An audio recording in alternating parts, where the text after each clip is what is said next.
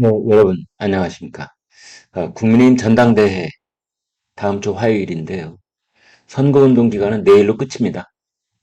이제 금요일, 토요일 모바일 투표 있고, 일요일, 월요일 ARS 투표 있고, 일반 여론조사 있습니다. 이제 그렇게 해서 다 끝난 다음에 화요일 날 그 결과를 공개를 하면서 새로운 당대표 최고위원진 발표를 하는 것으로 전당대회가 마무리가 됩니다.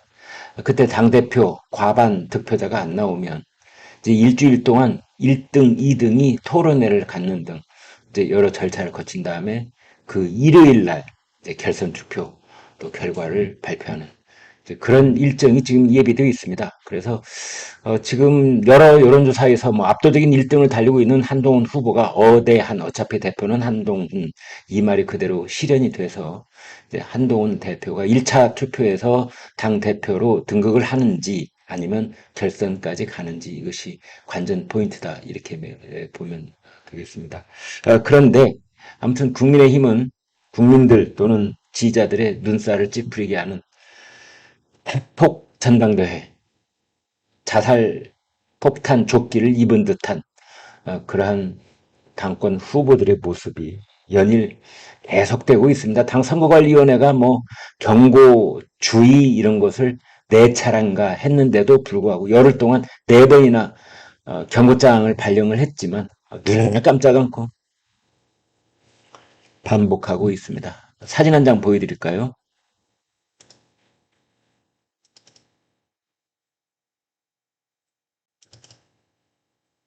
네, 이게 이제 지금 보시는 사진.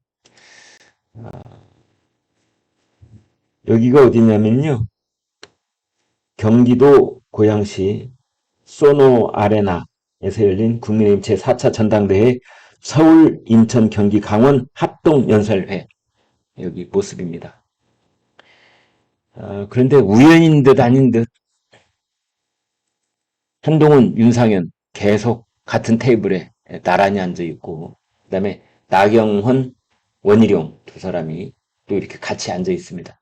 합동토론회장 갈 때마다 이런 모습이 반복적으로 연출되고 있는데 그래서 이 네 사람 당권 후보들 중에 나원연대 나경원과 원희룡 연대가 되고 그 다음에 이제 한동훈과 윤상현 연대가 되는 것 아니냐. 그래서 어떻게 보면은 이제 전당대회 두고 보십시오. 지금 한동훈은 현직 국회의원이 아닙니다.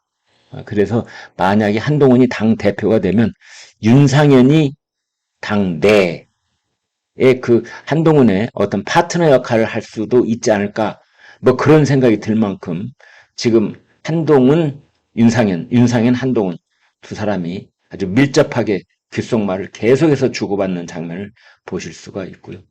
이쪽은 이제 원희룡, 나경원, 원희룡. 여긴 지금 대놓고 연대론이니 뭐 후보 단일화니 이런 얘기가 나오고 있지 않습니까?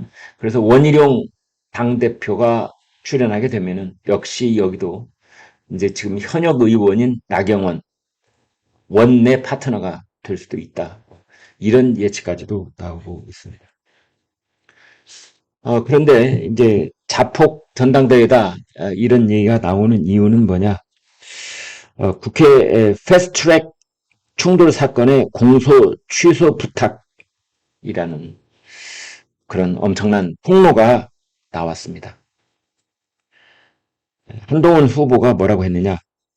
나경원 후보가 나한테 본인의 국회 패스트트랙 충돌 사건의 공소 취소를 부탁했다. 그렇게 말했습니다. 이제 야당은 즉각 공소권 거래이자 국정농단이다. 여기에 총 공세를 퍼부었고요. 나경원 후보는 한동훈 후보의 입이 당의 최대 리스크다 이렇게 반발을 했고 원희룡 후보는 무차별 청기난사다 이렇게 또 비판을 했습니다. 합동연설에서는 지지자들이 배신자 뭐 소리를 치거나 엄지손가락을 아래로 내리찌르면서 고성을 또 뿜기도 했고 당내에서는 토론회마저 자폭 폭로대회가 됐다 이런 얘기를 했습니다. 나경원 후보는 이제 오전 방송 토론회 때는 한동훈 후보에게 법무부 장관 때 더불어민주당 이재명 전 대표를 구속 기소하겠다고 했는데 체포영장이 기각됐다. 책임 느끼냐 안 느끼냐. 이렇게 몰아세웠습니다. 한동훈 후보는 본인이 법무장관이었던 시절에 나경원 후보가 공소 취소를 부탁한 사실을 공개를 하면서 나는 그럴 수 없었다 라고 밝혔습니다. 이제 이게 지금 무슨 얘기냐면요. 여러분 제가 사진 하나 보여드리겠습니다.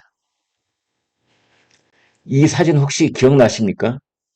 이게 이제 나경원 의원이고 빠루의 여신 지금 오른손에 쇠지뢰 들고 있지 않습니까? 이게 무슨 노래냐면은 이제 이때가 그 나경원 의원이 자유한국당 원내대표였던 시절입니다. 2019년. 그때 이제 문재인 정권 때죠. 자유한국당 국민의힘 전신이죠. 의원과 보좌진 27명이 그 당시 고위공직자범죄수사처 공수처 설치법을 패스트 트랙으로 지정하는데 반발해서 국회 회의장을 점거를 했던 적이 있습니다. 이제 그때 그런 일을 진두지휘할 수밖에 없는 원내대표 자리에 있었던 나경원 의원이 저 빠루를 들고 나와서 그것을 손에 쥔 채로 그 국민의 당시 이제 자유한국당 의원들에게 이제 발언도 하고 했던 장면입니다. 근데 나경원 의원은 이것을 나중에 이제 그렇게 말했습니다. 내가 빠를 들고 뭐 문을 부수거나 그랬던 적은 없다. 다만 밖에 열개팀 로텐더홀인 것처럼 보이는데요. 밖에 나왔을 때 내가 빠를 들고 의원들에게 뭐 이야기를 하면서 그걸 잠시 들고 있었을 뿐인데 그것이 사진이 찍히는 바람에 내가 뭐 빠루의 여신이다. 뭐 이런 얘기가 있는데 이 빠루가 어떤 나의 행동에 동원된 적은 없다. 아무튼 그런데 뭐 그건 별도로 그때 2019년 국회 회의장을 점거를 했다가 국회 선진화법 위반 혐의로 검찰에 기소가 됐습니다. 이제 그리고 정권은 바뀌었지만 검찰에 기소가 됐기 때문에 이제 그것에 대한 검찰의 공소 절차가 진행이 되고 있었던 것이고 이제 그래서 나경원 의원이 후보가 한동훈 법무장관에게 그런 부탁을 했었다. 기소를 하지 말아달라. 공소를 하지 말아달라. 이런 취소를 부탁을 했다. 그런데 한동훈 후보는 그럴 수 없었다. 이렇게 폭로를 한 겁니다. 나경원 후보가 아무튼 오늘 경기도 고양 오후에 열린 합동연설회에서 한동훈 후보를 직격을 하면서 야당이 수사감으로 삼고 공소 취소 청탁이니 뭐 신이 난 것 아니냐. 보수정권 후보 맞냐. 보수 가치에 대한 책임감도 보수 공동체에 대한 연대의식도 없는 당대표에게 당을 맡길 수 없다. 정치적 이익을 위해서 대통령 탄핵마저 방치하지 않을까 걱정이다. 이런 말을 했습니다. 그러자 또 한동훈 후보의 지지자들이 강하게 소리를 지르고 항의를 하는 모습도 있었다고 합니다. 원희룡 후보는 이제 연설에서 한동훈 후보가 우리 소중한 동지를 야당의 정치 수사의 대상으로 던졌다. 이런 말을 했고요. 한동훈 후보는 기자들하고 만나서 나경원 후보가 법무장관이 수사에 관여해야 한다. 재판에 관여해야 한다. 라고 잘못 인식하고 있어서 사례를 들어 말한 것뿐이다. 청탁을 들어주지 않았다. 야당에서 법적 문제 삼을 만한 내용도 없다. 이렇게 말했습니다. 민주당 쪽에서는 이제 이러한 것에 대해서 한동훈 후보, 나경원 후보 싸잡아서 수사해야 한다. 불법 청탁을 한 나경원 후보, 불법 청탁임을 인지하고도 아무런 조치를 취하지 않은 한동훈 후보 둘 다 마땅한 책임을 져야 한다. 이러면서 또 십자포화를 퍼부었습니다. 오늘 또 역시 이제 여론조성팀, 이른바 댓글팀, 이것이 있었느냐 없었느냐, 있었다면 한동훈 후보가 관여를 했느냐 안 했느냐, 뭐 등등을 두고 난타전을 이어갔습니다. 원희룡 후보는 사실이라면 드루킹 사건의 김경수처럼 징역 2년 실형을 받을 수 있는 사안이다. 그러면서 한동훈 후보가 사법 리스크 때문에 특검으로 진행이 되면 정상적인 당무 집행도 어려울 것이다. 그렇게 말했고요. 한동훈 후보는 내부 총질이다. 그랬습니다. 그 현장을 합동 토론회를 계속 지켜온 현장의 정치부 기자들은 이렇게 얘기를 합니다. 한동훈의 지지 열기가 압도적이다. 그래서 합동 토론회에서 이미 한동훈이 지배하고 있다. 그래서 사실은 게임 오버다. 모든 건 끝났다. 이제 이런 얘기를 하고 있습니다. 그리고 이제 그 어대한 어차피 대표는 한동훈이라는 것을 아마 용산 대통령실 그리고 이번 당권 후보들도 어느 정도는 인정을 하고 있는 그런 상황이다. 그런데 다들 지금 머릿속에 치밀한 그 작전이라고 하는 것은 어떻게 하면 한동훈의 1차 투표의 과반 득표를 저지하느냐. 그리고 결선 투표에서 그걸 뒤집느냐. 이제 이것이 하나 있고요. 다른 하나는 그럼에도 불구하고 한동훈 대표 등극을 저지하지 못할 경우에 그러면은 한동훈 대표 체제를 놔두고 볼 것이냐. 아니면 한동훈 대표 체제를 이제 조기에 끌어내리기 위한 플랜 B는 없겠느냐. 이제 이런 것들이 있을 수가 있겠고요. 그리고 이제 또 하나는 최고위원들 진용을 이제 어떻게 갖출 것이냐. 이번에 출마한 최고위원들 후보가 다 러닝메이트로 연동돼 있잖아요. 당원들이 최고위원들을 또 어떻게 선택을 할지 그것도 관심이 모아지고 있습니다. 아무튼 지금 이제 많은 사람들 얘기는 그겁니다. 국민의힘 당대표를 선택함에 있어서 어떤 기준을 세울 것이냐 이제 이거거든요.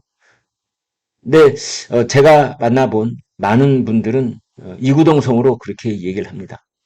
일단 국민의힘이 뼈를 깎는 쇄신을 해야 되는데 그 일을 해낼 사람이 당권 후보 4사람 중에 누구일 것이냐. 뭐 김건희 여사의 문자를 받았다느니 그걸 익십을 했다느니 문자 파동이 있었고 이제 그 뒤로 뭐 또 댓글팀이 있었다느니 여론 조성팀이 있었다느니 없었다느니 또 이런 이른바 댓글팀 논란을 또 빚어내고 있고 하지만 사실은 지금 84만 3천 명 국민의힘 선거인단이나 또 일반 여론조사 대상인 국민들 그 국민의힘 지지자들께서는 그런 것들이 지금 중요하다고 하나도 보지 않고요. 다만 국민의힘이 대오각성을 해서 그래서 10번, 100번 다시 태어나는 살을 깎는 뼈를 부수는 그런 노력으로 일신, 우일신 해야 되는데 이 국면에서 대통령을 잘 설득하고 그 다음에 국민의힘을 단일 대우로 이끌면서 앞으로 국민들의 사랑과 신뢰를 확대해서 얻어내고 그것이 다음 지방선거와 대선으로 이어질 수 있는 길로 인도할 수 있는 최적의 길 안내자가 누구일 것이냐. 이 선택일 뿐이다. 국민의힘을 확 바꿀 수 있는 사람이 누구냐. 이겁니다. 그래서 그 많은 대답들은 지금 한동훈 후보에게 모아지고 있다. 이렇게 보시면 되겠고요. 물론 이것에 대한 저항이 전혀 없다. 이렇게 말씀드리는 건 아닙니다. 그러나 지금 대세는 그렇게 흘러왔고 이제 전당대회 투표 하루밖에 안 남았습니다. 그래서 이변이 없는 한 이제 굳어지는 것이라고 말씀드릴 수가 있겠습니다. 구독, 좋아요 부탁드립니다. 여러분 고맙습니다.